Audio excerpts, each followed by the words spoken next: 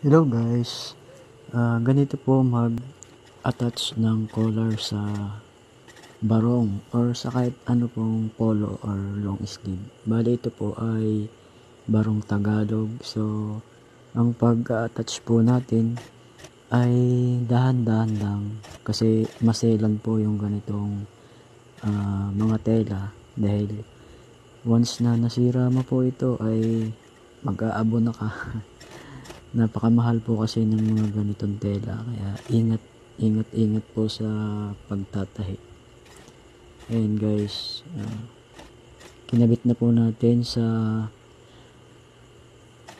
right side muna